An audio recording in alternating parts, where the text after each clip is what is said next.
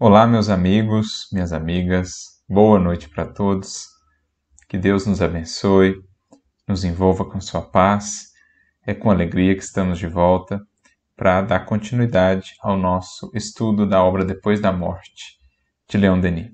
No último estudo, nós iniciamos a quinta e derradeira parte da obra com o capítulo de número 42 e conversamos sobre a vida moral.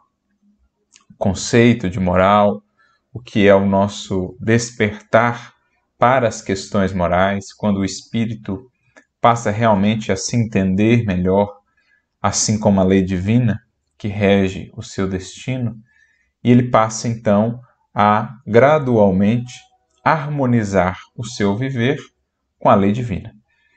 Isto é desenvolver a nossa vida moral. Isso é buscarmos nos moralizar.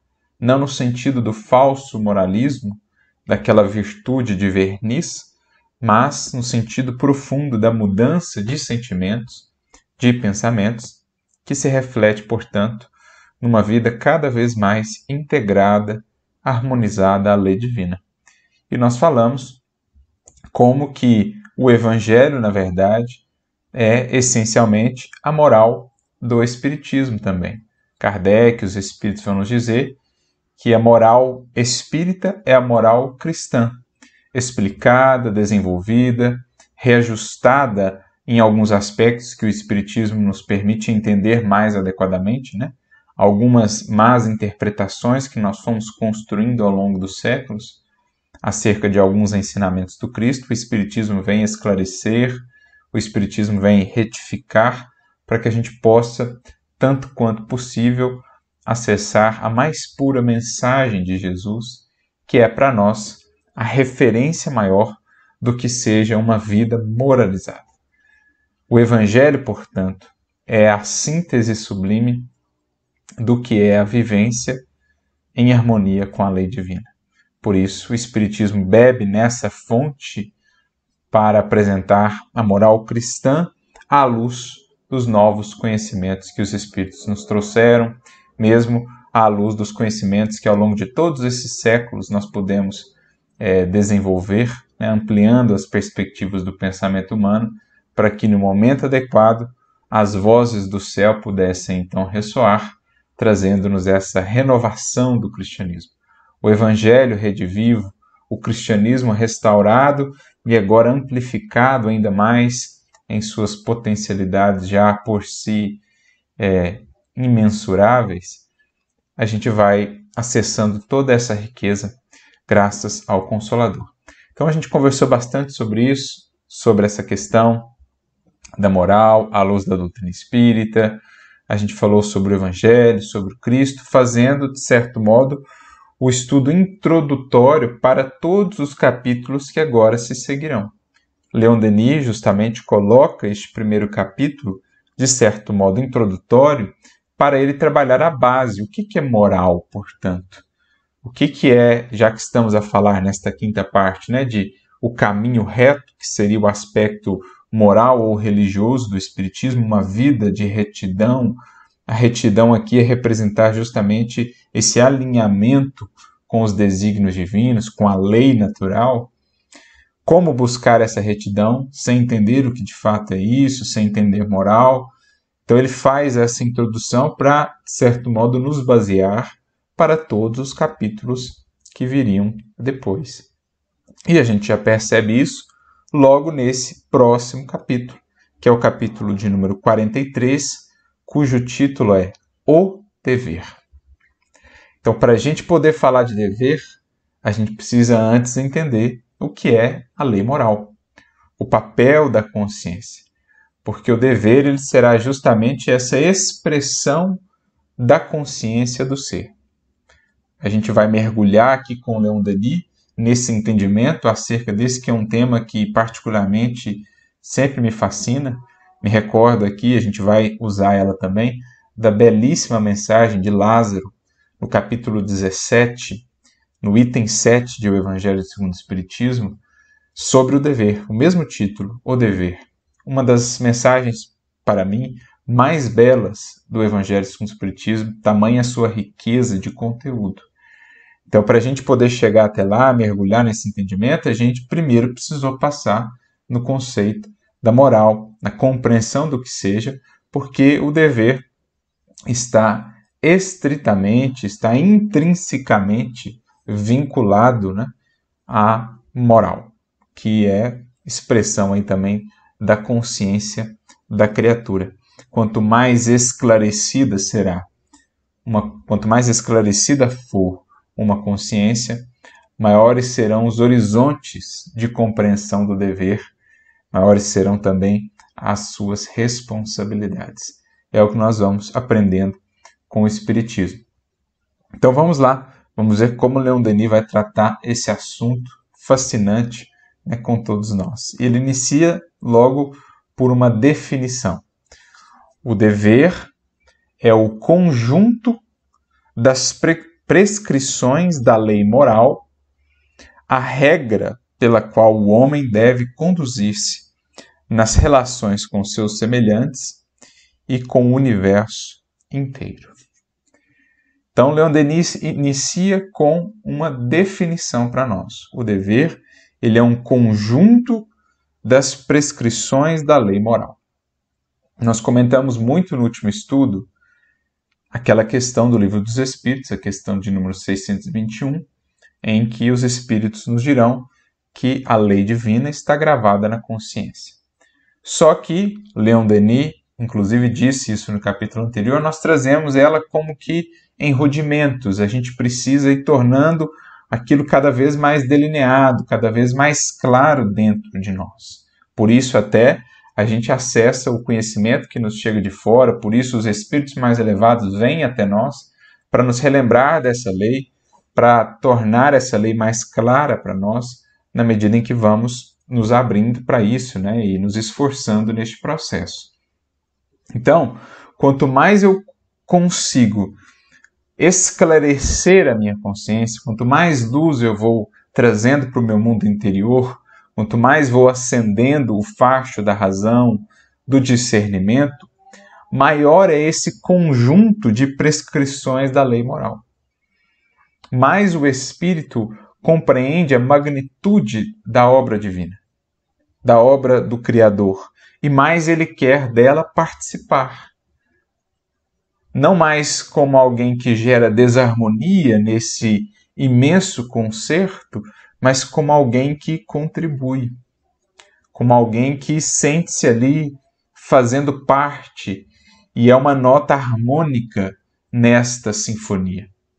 Então, quanto mais o espírito se eleva, mais se ampliam os seus horizontes, mais profundamente ele consegue penetrar na grandiosidade da obra divina, no entendimento mesmo da lei natural que rege tudo e todos, e mais ele então sente-se impelido pela própria consciência, por esse próprio anseio íntimo, a fazer parte disso adequadamente, a dar o seu melhor, a contribuir, a realizar, a operar, sendo fiel a esta lei.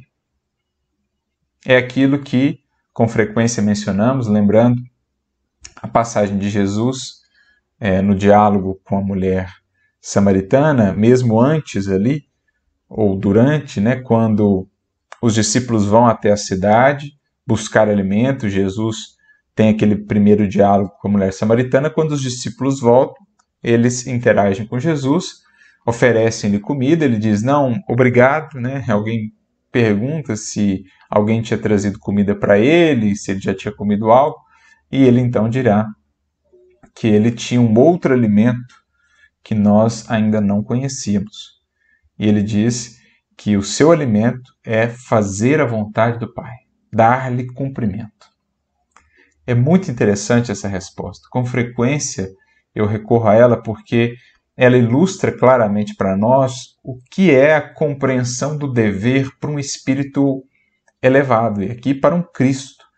É o próprio alimento dele. Fazer a vontade do Pai, que significa viver a lei divina, aplicá-la em plenitude, é o próprio alimento, é a nutrição de um espírito crístico. Quanto mais elevado o ser, portanto, mais ele tem essa consciência. Maior é esse conjunto de prescrições ou essas possibilidades que ele entende, né? Pode ali ser útil e deve ser. Maiores são, portanto, essas prescrições, mas também mais gozo, mais alegria, mais contentamento ele encontrará em cumpri-las, em efetuá-las. Então, esse é um aspecto muito interessante. Conjunto das prescrições da lei moral. A regra pela qual o homem deve conduzir-se. Então, primeiramente, um dever para consigo. A gente vai ver aqui as 3 dimensões fundamentais do dever. Primeiramente, da criatura para consigo mesma. Depois, nas relações com os seus semelhantes. Então, da criatura para com o próximo. E, finalmente, e com o universo inteiro, que, de certo modo, aqui representa o próprio Criador. Não que Deus seja o universo é a criação de Deus, mas ele engloba tudo, né? Então nós temos aqui as 3 dimensões fundamentais sobre as quais o dever vai legislar, vai nos orientando. A relação conosco mesmos, com nós mesmos, melhor dizendo, a relação com o próximo e a relação com Deus, com sua obra, por conseguinte também. Então são essas 3 dimensões fundamentais. Aproveitando a circunstância, vamos lá para aquela mensagem que nós mencionamos de Lázaro no Evangelho segundo o Espiritismo, intitulada O Dever. Então, como mencionei, ela está no capítulo 7, se chama O Dever, capítulo 17, item 7, se chama O Dever, e ele inicia assim: o dever é a obrigação moral da criatura para consigo mesma, primeiro, e em seguida para com os outros. Parece até um paralelo, né? Parece que certamente Leon Denis aqui se inspirou muito nesse texto do Evangelho segundo o Espiritismo. Então, obrigação moral da criatura para consigo mesma em primeiro plano, para com os outros.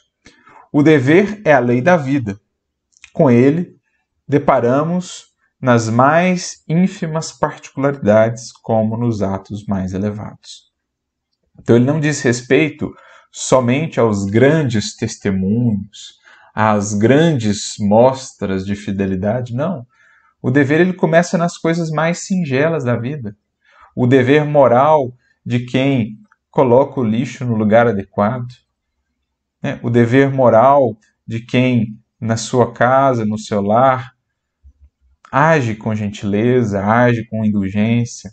No trabalho, busca ali ser honesto, busca ali não criar dificuldades para os outros, não ser aquele que fala pelas costas, aquele que cria intrigas, né? Então, desde as coisas profissionais, as coisas no lar, as coisas na rua, no trânsito, o dever de agir corretamente, respeitando a sinalização, mesmo quando ninguém está vendo, mesmo quando não tem policial ali, mesmo quando não tem fiscalização, agir adequadamente, conforme preceitua o Código de Trânsito, né? E o que está ali demonstrado nas placas, na sinalização. Então, as coisas as mais singelas, especialmente quando ninguém nos vê, entre aspas, porque sempre alguém nos vê, a começar por nós mesmos, né? Mas também Deus, os espíritos, mas no plano material, quando ninguém nos vê, é aí que somos mais efetivamente ainda convidados a exercer o dever, a demonstrar o quanto o dever já é para nós sinceridade e não apenas um verniz, não apenas uma aparência social para conseguirmos interesses, para um status ou para alimentar a nossa vaidade, não. Quanto o dever é sincero, quando nós o exercemos, seja no meio de outras pessoas, seja quando estamos sós também, é aí que de fato nos mostramos o quanto ou não estamos comprometidos com o dever, né, no sentido de cumpri-lo. Então assim define Lázaro, né, o dever aqui. E aí, voltando para a mensagem, ou para o capítulo de Leon Denis, ele diz assim: figura nobre e santa, o dever paira acima da humanidade, inspira os grandes sacrifícios, os puros devotamentos, os grandes entusiasmos. Então, meus amigos, o dever ele é como aquele horizonte moral que a gente já consegue alcançar. É aquilo que a gente já consegue divisar no cosmo moral, digamos assim. Né? Na nossa consciência, o dever vai representar aqueles limites que estão sempre se expandindo. Na medida que a nossa consciência se expande, assim também o dever ele se expande. Né? O próprio Emmanuel vai definir isso quando trata do assunto no livro Pensamento e Vida. Ele vai definir o dever como sendo digamos assim, a região moral em que somos alertados pela consciência. Então, o indivíduo, fazendo aqui uma metáfora, né? Imaginemos que a esfera de alcance da nossa consciência seja tal. Os deveres que estão para além dessa esfera de alcance, por hora eu não consigo sequer percebê-los. Então é aquela condição daquele indivíduo que comete algo equivocado, mas aquilo por hora nem o incomoda ainda, porque a sua consciência não abrangeu ainda aquele dever, aquele horizonte. Na medida em que ele vai se instruindo, na medida em que ele vai desenvolvendo progresso intelectual, também vai se ampliando esse horizonte e aí ele vai sendo impelido pelo dever, né, por uma nova postura moral, a abarcar aquilo que antes ele sequer percebia como dever. Então esse é o processo que os Espíritos descrevem na questão 780. Como que o progresso intelectual engendra o progresso moral. Na medida em que o homem compreende melhor o bem e o mal, mais responsabilidade ele passa a ter pelos seus atos. Né? O desenvolvimento do livre-arbítrio acompanha da inteligência, que aumenta a responsabilidade dos atos. Então, na medida em que o nosso cosmo moral, digamos assim, né, a nossa consciência vai se expandindo, ela vai passando a abranger esferas de dever que antes não estavam no nosso raio, no nosso diâmetro, aí, digamos, de perspectiva, de entendimento. Esse é o processo. Então, por isso, o dever ele vai estar sempre nos impelindo para o limite, a uma ampliação de limites, a uma expansão de consciência. Que é a ideia que a gente vê no Evangelho da fala de Jesus no sede perfeitos. Por que o Lázaro coloca a sua mensagem, ou Kardec insere a mensagem de Lázaro sobre o dever no capítulo 17? Qual o nome do capítulo 17? Sede perfeitos. Porque o dever está estreitamente associado a essa fala de Jesus. Então, figuremos a seguinte analogia, né? A criatura está num determinado patamar de evolução. Nesse patamar de evolução em que ela se encontra, ela alcança um horizonte. Nesse horizonte, ela consegue ter a visão de Deus, a compreensão de Deus que por hora ela consegue acolher, que por hora ela consegue conceber. Essa visão de Deus e da sua lei define para ela uma série de deveres, uma série de prescrições, uma série de entendimentos que ela passa a sentir como que a impelindo a avançar, a realizar determinadas coisas. Então, num patamar anterior, por exemplo, a criatura não percebia, não conseguia entender o valor do verbo. E ela não via ainda como um dever zelar pelo verbo, utilizar o verbo adequadamente, né? Utilizá-lo para o bem, utilizá-lo para alimentar o bem, para difundir a luz. Então, num patamar anterior, ela não percebia isso. Mas ela vai estudando, ela vai vivendo as experiências, ela vai subindo de patamar, e aí, de repente, aquilo passa a figurar agora no seu quadro de deveres. Então, ela subiu de patamar, ela vislumbrou melhor o Criador e a sua lei, e agora a sua consciência passou a captar aquilo que antes ela não via como um dever agora a ser observado.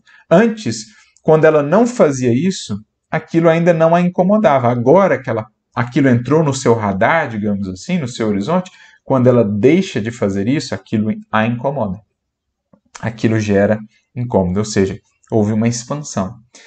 O sede perfeitos é nesse sentido. Então, Jesus dirá, sede perfeitos como perfeito é o vosso Pai Celestial. Então, a criatura está aqui num patamar. Ela consegue ter uma visão de Deus, da sua lei, que definem para ela, então, determinados deveres. No esforço por aplicar-se a esses deveres, realizá-los, cumpri-los, ela vai crescendo, ela vai se desenvolvendo e com isso ela vai subindo de patamar. Num novo patamar, amplia-se o seu horizonte, assim também a sua visão de Deus e das suas leis. Essa nova visão de Deus, mais ampla, mais depurada, agora apresenta para ela deveres que antes ela não percebia. E aí, mais uma vez, no esforço por cumpri-los, por aplicá-los, ela cresce, muda de patamar. Com a mudança de patamar, a sua visão de Deus se amplia, assim as dos deveres, e indefinidamente. Percebem o que Jesus quer dizer com isso? É magnífica essa fala do Mestre, porque literalmente ela parece absurda. Como assim a criatura será tão perfeita quanto Deus, a perfeição absoluta? Seria absurdo. Mas Jesus diz, sede perfeitos, como perfeito é o vosso Pai Celestial. Ao usar aí o pronome vosso, Jesus está dizendo, olha, conforme o que vocês já conseguem entender de Deus no patamar em que estão, daí virão deveres, daí vocês conseguirão extrair determinados deveres. Vivam, portanto, fiéis àquilo que já conseguem entender do Criador e das suas leis, porque aí está o caminho do aperfeiçoamento. Fazendo isso, vocês vão ampliando a visão de Deus, novos deveres e mais amplos vão surgindo, e aí, sucessivamente, a gente entra numa espiral de progresso indefinido. Então, o referencial que Jesus apresenta para nós como sendo Deus, na verdade, é um referencial que vai se atualizando, se aprimorando na medida que a criatura se aprimora também. Então, Jesus ele fez ali na linguagem de programação, seria um processo ali iterativo, um processo recursivo, em que na medida em que a gente progride, aumenta-se ou amplia-se a nossa visão e compreensão do Criador e assim dos deveres, e isso nos leva ao progresso, e aí isso traz uma visão ainda mais ampla e assim indefinidamente, nascendo do aperfeiçoamento. Por isso Denis diz aqui que o dever paira acima, porque ele sempre nos convida além. Na medida em que nos dispomos a cumpri-lo, como caminho libertador do espírito, a gente vai crescendo. E com o nosso crescimento, cresce para nós a compreensão de Deus, da sua lei e dos deveres. E assim a gente vai avançando sempre. Então ele sempre vai nos impelir aos limites, a avançar para aquilo que está além das nossas fronteiras, a uma expansão de consciência, de sentimento, de pensamento, sempre buscando extrair mais da criatura no infinito potencial que ela traz como filha do Criador, como sendo aí também de natureza divina. Nosso potencial é ilimitado. Então, quando Jesus diz sede perfeitos, é porque isso sempre há o que aperfeiçoar. E ele, naturalmente, então, por isso mesmo, inspira os grandes sacrifícios, os puros devotamentos, os grandes entusiasmos.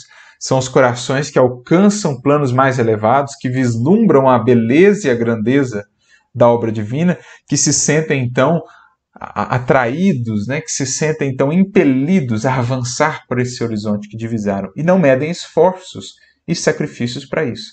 Porque o dever passa a ser para eles um degrau de ascensão para aquilo que os conclama, para aquilo que os chama, que é avançar em direção a Deus, estar mais perto da grandiosidade de Deus e da sua lei. Risonho para uns, temível para outros, inflexível sempre, ergue-se perante nós, apontando a escadaria do progresso, cujos degraus se perdem em alturas incomensuráveis. Gente, quanta beleza, Como o Leon Denis ele consegue inserir tanto num parágrafo. Então, risonho para uns. Por quê? Porque os espíritos que já estão avançando efetivamente, os espíritos já mais depurados, para eles, ser fiel à lei divina é alegria, é contentamento, porque não tem mais os vícios e as paixões como nós os ainda temos, como nós ainda os temos. Para nós o dever muitas vezes vai ser desafiador, porque existem ainda as tentações, as paixões que nos querem levar por outros caminhos. Mas para os espíritos que já descobriram a alegria da comunhão com Deus, que já aprenderam realmente a valorizar a paz consciencial acima de qualquer satisfação transitória e efêmera da matéria, o dever ele é risonho, é uma alegria servir a Deus mesmo nas lutas mais ásperas. Paulo, Áquila e Prisca, quando se encontraram em Corinto, falavam com alegria dos martírios, das lutas, das dores, por amor ao Evangelho. Falavam com alegria, porque para eles aquele dever já era risonho. Agora, para outros, ele é temível. Para as consciências ainda mergulhadas no vício, nas paixões, no crime, a luz do dever, o clarim do dever que soa no ambiente íntimo da criatura é temível.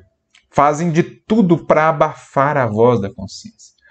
Por isso, nenhum espírito consegue permanecer indefinidamente no mal, na sombra, porque ele gasta tanta energia para abafar aquilo que está dentro dele mesmo, essa voz consciencial, esse gene divino de que é portador, que uma hora ele se cansa, uma hora lhe faltam forças, uma hora ele se exaure, uma hora ele se entedia. É o que nós vemos lá no livro de Libertação, o caso de Gregório. Ele entrou num tédio, não aguentava mais. Não aguentava mais permanecer no mal, porque a consciência já, a voz que ele havia por tantos séculos abafado, agora ela já começava a ressoar, ela começava a ribombar no seu mundo interno, como um trovão, destruindo as muralhas, né, de orgulho, de vaidade que a gente vai construindo para tentar mantê-la ali cativo, uma hora ou outra. O aguilhão da consciência desperta-nos, né, e traz-nos de volta à realidade. Por isso ele é temível para uns. O próprio Lázaro chega a dizer aqui, na mensagem, né, do Evangelho segundo o Espiritismo, na ordem dos sentimentos, o dever é muito difícil de cumprir-se, por achar-se em antagonismo com as atrações do interesse e do coração. Para nós, espíritos ainda muito materializados. Não têm testemunhas das suas vitórias e não estão sujeitas à repressão suas derrotas. O dever íntimo do homem fica entregue ao seu livre-arbítrio. O aguilhão da consciência, o guardião da probidade interior, o adverte e sustenta, mas muitas vezes mostra-se impotente diante dos sofismas da paixão. Então, a gente vai, ao longo da caminhada aí, né, das experiências, tentando muitas vezes abafá-lo, tentando envolvê-lo ali com os sofismas da paixão. Mas cedo ou tarde, como dizem-nos os Espíritos, a voz da consciência se faz ouvir. Desperta-nos, ribomba, ressoa em nosso mundo íntimo e nos conclama de volta à realidade. Por isso, o espírito que vai sentindo esse dever e ainda não quer seguir com ele, né? Ele o teme, ele busca fugir dele e por isso mergulha talvez, ou muitas vezes, cada vez mais nas loucuras da devassidão, dos excessos, dos desequilíbrios para tentar não ouvir essa voz. Mas não é possível fugir indefinidamente de si mesmo, né? Então, risonho para uns, temível para os outros, inflexível sempre. Em que sentido? É a lei. A gente pode fazer o que for, espernear, a lei divina é a lei divina, eterna e imutável como o próprio Criador. Então, há uma justiça indefectível. A justiça divina não falha nunca e em nada, em nenhum parágrafo, em nenhum detalhe. Então, o que é, Deus é justo. Graças a Deus, também é misericordioso, mas é justo. Então, a nossa consciência mesma será o nosso juiz e ela conhece cada detalhe, cada intenção envolvida em cada processo, digamos, em que venhamos a incorrer. Ergue-se perante nós, apontando então a escadaria do progresso, cujos degraus se perdem em alturas aí incomensuráveis, né? Aquela escada simbólica de Jacó, descrita lá nas Escrituras, a representar essa ascensão indefinida.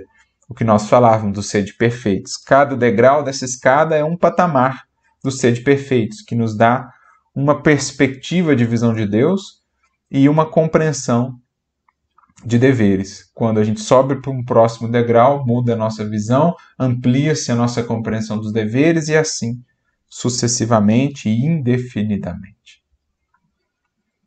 Por isso, mais adiante aqui, na mensagem de Lázaro, ele ainda vai dizer, né? Lá no último parágrafo, o dever cresce e irradia sob mais elevada forma em cada um dos estágios superiores da humanidade. Jamais cessa a obrigação moral da criatura para com Deus. Ela deve refletir as virtudes do Eterno, que não aceita esboços imperfeitos, porque quer que a beleza da sua obra resplandeça a seus próprios olhos. Por isso, sede perfeitos.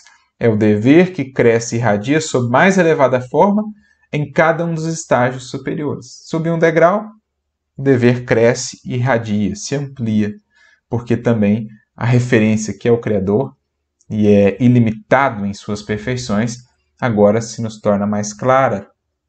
E a gente percebe que temos mais ainda a aperfeiçoar. Porque quer o Criador extrair sempre e cada vez mais o melhor e o mais belo que há em nós em potencial. Voltando para Denis, o dever não é idêntico para todos. Varia segundo nossa condição e saber. Quanto mais nos elevamos, tanto mais a nossos olhos ele adquire grandeza, majestade e extensão. E é o que acabamos de descrever. O dever, ele não é igual, não é idêntico para todos, porque nós temos espíritos nos mais diferentes estágios da escala espírita. Kardec chega a mencionar, né, que a escala espírita é um conceito-chave no espiritismo, justamente num dos aspectos, né, porque nos fala sobre isso. Não dá para medir todos os espíritos com uma mesma régua. No fundo, nós temos a lei divina, mas cada espírito está num determinado patamar, então ele consegue alcançar um certo horizonte. Assim como os indivíduos na escola, por exemplo. Aquele que está no primeiro ano não vai conseguir acessar um conceito daquele que já está no último ano do ensino médio. Assim também na graduação, aquele que já está vendo lá, por exemplo, cálculo diferencial, aquele que está no primeiro ano, melhor dizendo, não vai conseguir acessar os conceitos daquele que já está vendo lá cálculo no terceiro ano, no quarto ano, né? Em moldes mais complexos. Então, é preciso ir graduando-se as coisas. Assim, a medida do dever estará ajustada ao quanto cada consciência está já esclarecida. Por isso que, no fundo, a consciência de cada espírito atua como juiz, porque ela sabe o quanto aquele indivíduo já sabia. Ela é que define o horizonte moral dentro do qual ele já tinha ali discernimento para saber o que era errado e o que não era. Se eu usasse a mesma régua para medir todo mundo, nós teríamos um problema, né? Então, tem aquela ideia da régua, acho que de Aristóteles, né? A régua de Lesbos, que ele menciona, uma régua que se ajusta conforme a condição do espírito. Então, os espíritos deixaram isso claro no livro dos Espíritos. Um mesmo ato cometido por dois espíritos diferentes pode ter consequências diferentes. Por um espírito ainda muito brutalizado, muito inconsciente, né, com pouco desenvolvimento moral, um ato, às vezes, que nos pareça muito feroz, muito agressivo, não é, no caso dele ainda, algo tão, para ele, né, em termos de consequências, algo tão grave, porque ele não tem meios muito de discernir a respeito daquilo. Claro que toda infração à lei é uma infração à lei, só que as consequências se ajustam ao discernimento. Agora, um indivíduo esclarecido, que já teve contato com o evangelho, que já está instruído, cometer aquele mesmo ato, aí a sua condição será muito, mas muito mais grave, porque ele já não pode pretextar a ignorância, a sua consciência mesmo já sabe o quanto ele já tinha recursos para discernir com relação àquilo. Então, por isso que nós temos essa graduação, né, conforme o espírito. Quanto mais ele se eleva, mais o dever adquire grandeza, majestade, extensão. Então, é beleza é majestade, ou seja, é reverência que se nos amplia, e também extensão, uma expansão, na medida em que a gente vai aprofundando-se, né, no entendimento do dever. Seu culto é sempre agradável ao virtuoso, e a submissão às suas leis é fértil em alegrias íntimas, inigualáveis. Por isso, os Espíritos também vão nos dizer que a felicidade mais verdadeira é aquela que diz respeito à vida moral, aquela que está assentada, está edificada sobre a paz de consciência, que é o fruto legítimo do dever bem cumprido. Essa é a felicidade real, que perdura, que independe de circunstâncias. E quanto mais depurado é o espírito, mais ele investe nessa felicidade. Menor será o peso para ele das satisfações transitórias do mundo da matéria, que a gente às vezes toma por felicidade, mas que muitas das vezes são simples euforia, são simples sensações. Agora, a felicidade mesmo, aquela que os espíritos superiores já têm em mais alto grau, é aquela que nasce dessas alegrias íntimas, da comunhão com o Criador, do dever cumprido que nos traz essa paz inigualável, que é aquela sensação assim que conforta, que consola, que dá força de estar fazendo o que lhe compete, deixando o resto com o Criador. Porque na ausência do cumprimento do dever, até mesmo a nossa fé fica abalada, porque a gente não consegue manter uma fé sólida, uma convicção segura, se há sempre aquele incômodo interno dizendo, olha, você não fez a sua parte, como esperar que Deus faça a dele? E ele sempre faz a dele, mas como simplesmente se apoiar nele sem fazer aquilo que lhe cabe? Só aquele que está fazendo o que cabe, o que lhe compete, consegue manter-se sereno, consegue realmente confiar e esperar em Deus, porque tem aquela aprovação íntima. Agora, o outro, por mais que estude, por mais que ore, se não está fazendo a parte que lhe cabe, sempre vai ficar aquele espinhozinho de incômodo internamente, aquela dúvida, aquela incerteza, aquela insegurança, na ausência do dever cumprido. Seguindo no próximo parágrafo, na metade dele, Denis diz assim, o dever, né? Ele nos traz essa calma interior, essa serenidade de espírito mais preciosa que todos os bens da terra e que podemos experimentar no próprio seio das provações e dos reveses. É o que a gente acabou de falar. Lembrando o Cristo, a minha paz vos dou, não vou-la dou, porém, como o mundo a dá. A paz do Cristo que pode ser vivida até mesmo em momentos os mais angustiosos de luta e dificuldade, de prova e dor. O Cristo a expressar aquela serenidade durante todo o Calvário e a crucificação. Estevão, durante a sua lapidação, aquele olhar sereno, tranquilo, confiante, que marcou de maneira indelével o apóstolo Paulo. Olhou para aqueles olhos, né? Penetrou naquele olhar profundo e viu ali um fulgor, uma luz que ele não sabia explicar, mas que o marcaram para sempre. A serenidade de espírito com que Estevão se entregava ao martírio. E assim, os outros tantos mártires, heróis, heroínas da fé, missionários do progresso que poderíamos citar aqui. Mesmo nas provas mais ásperas, perseguidos, humilhados, caluniados, desprezados, martirizados, expressando ali uma serenidade, uma confiança. Por quê? A sensação de que cumpriram o dever que lhes cabia, de que vieram ao mundo e deixaram as sementes do progresso. O corpo há de tombar, o corpo há de perecer, mas em espírito retornam triunfantes, felizes por terem contribuído na obra divina, na obra do Cristo. Eis o segredo desses corações.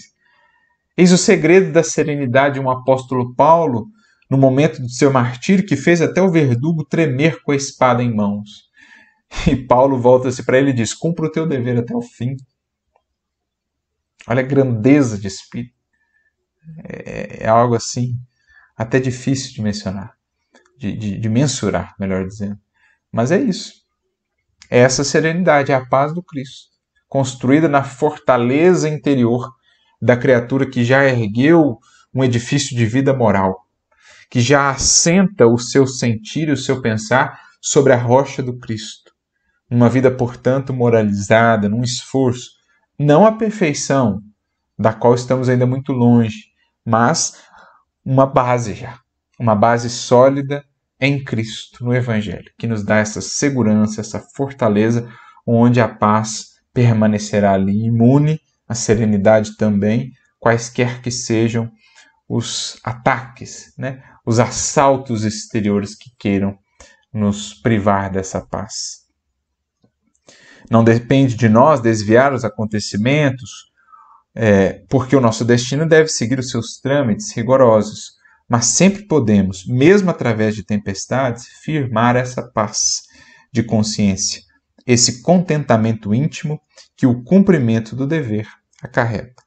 Eis aí o segredo, né, que nós mencionamos, dessas grandes almas que hoje nós admiramos, para as quais nós erguemos aí panteões, estátuas, estão aí registradas, né, nos anais da história, porque souberam cumprir os seus deveres. Não só os deveres para com o mundo, mas sobretudo os deveres morais, os deveres para com Deus, para com os seus benfeitores espirituais que os enviaram de volta à Terra em missão.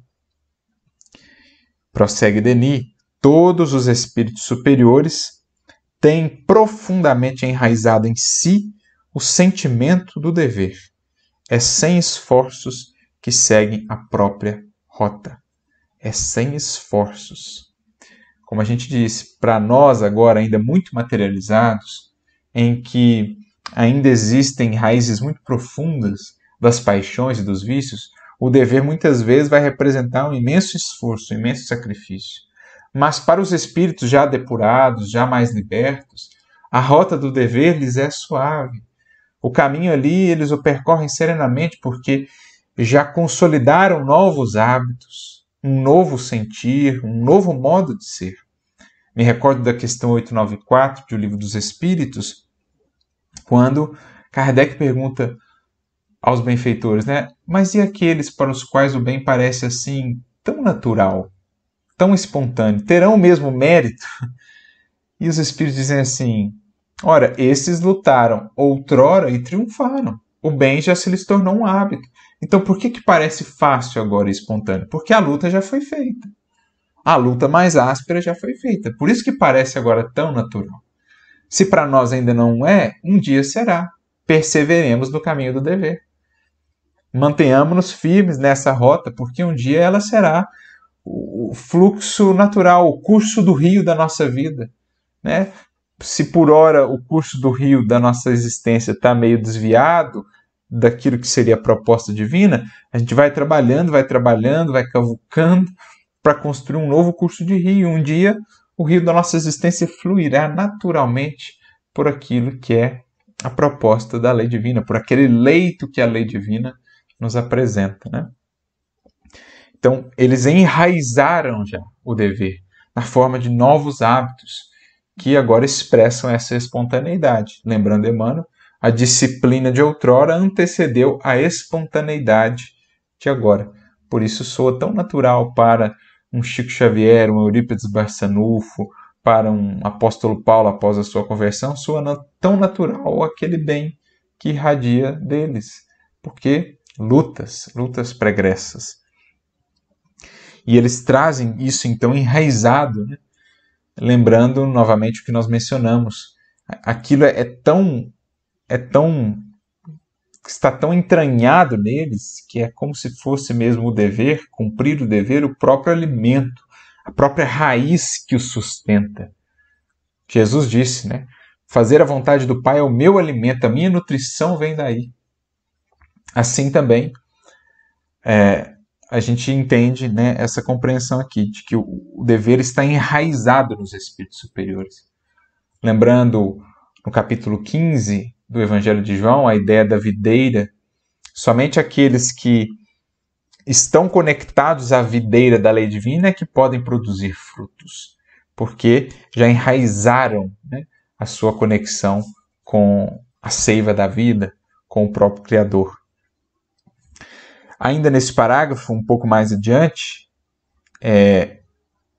Denis diz: o dever torna-se então uma obrigação de todos os momentos, a condição imprescindível da existência, um poder ao qual nos sentimos indissoluvelmente ligados para a vida e para a morte. Então, é o alimento que nutre, é o ar que respiram os espíritos mais elevados. Quanto mais entranhada se torna essa sua relação com o dever, quanto mais ampla e profunda a sua compreensão do dever. No parágrafo seguinte, ele vem dizendo, né, das múltiplas formas do dever, a gente já trabalhou isso lá na mensagem de Lázaro e também no início, para consigo, para com os outros, para com Deus, e aí a gente pode pensar também o dever profissional, o dever para com a sociedade, para com a natureza, mas essencialmente nós temos essas três dimensões, que diz respeito a nós próprios, o que diz respeito ao outro, a figura do próximo, e o que diz respeito a Deus, e aí, por conseguinte, a sua obra como um todo. E aí, no final desse parágrafo, ele diz: o dever não tem limites, sempre podemos melhorar. Ou sede perfeitos, voltando aqui. O dever não tem limites, porque a evolução não tem limites. Imaginemos ou compreendamos, meus amigos, minhas amigas, nós somos espíritos criados em algum momento, portanto, temos um ponto de partida. Agora, qual será o ponto de chegada?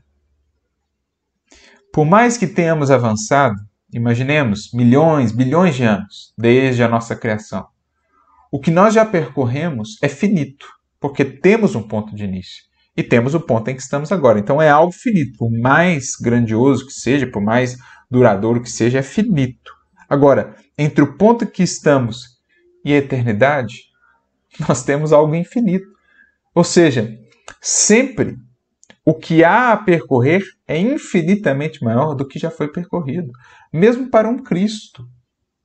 Mesmo para um Cristo. O que ele já viveu, o que ele já percorreu é finito. Por mais que sejam bilhões de anos de evolução. O que ainda falta para a eternidade ou para o absoluto, que é Deus, é infinito. Então o dever não tem limites.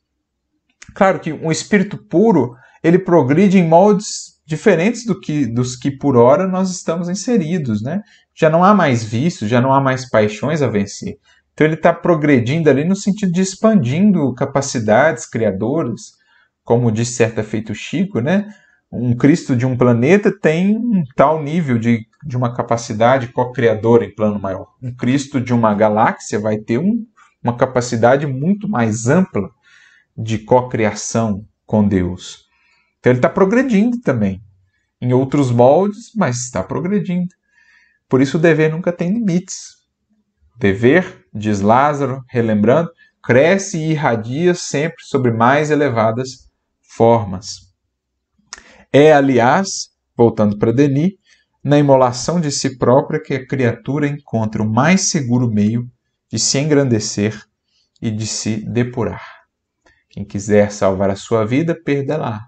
Quem perder a sua vida por amor a mim e ao Evangelho, encontrá-la, Jesus Cristo. Então esse convite é a expansão. Na criação divina, quem mais se doa, mais recebe. Quem mais oferta, mais recolhe em termos de recursos para a sua sublimação. Porque essa é a própria natureza divina. Quem é o maior doador da criação inteira? O próprio Criador. Quanto mais nos aproximamos dessa natureza, mais entendemos que essa é a dinâmica da vida. Se quisermos nos aproximar da natureza divina, aproximemo-nos daquilo que ele mesmo faz e expressa. Então, o próprio Sol é tão luminoso a nos ensinar que é doando-se, consumindo-se para sustentar a vida em todo o sistema solar, que ele se faz esse esse motor da vida, da existência, do progresso, né? Ele se faz essa fonte de tamanha luz, né? E de iluminação também para as criaturas que aqui vivemos. Então, tudo na natureza nos fala de doação. E quem mais doa, quem mais se integra a esse mecanismo, ou a esse conjunto, né, de mecanismos de partilha, de colaboração, mais ele está realmente harmonizado com a proposta da lei divina. A honestidade, no próximo parágrafo, Denis diz, é a essência do homem moral. É desgraçado aquele que daí se afastar. Então, a expressão do cumprimento do dever é essa honestidade, né? Só cumpre os seus deveres aquele que é honesto, aquele que é primeiramente honesto consigo mesmo, e o será, portanto, para com os outros. Quem não é honesto consigo próprio não será com os outros. Quem foge de si mesmo ou busca enganar a si mesmo na fuga aos deveres, estará o fazendo mesmo para com os outros e tentando fazer também para com Deus. Só que a lei ninguém engana, porque gravada em nós próprios, em nossa consciência.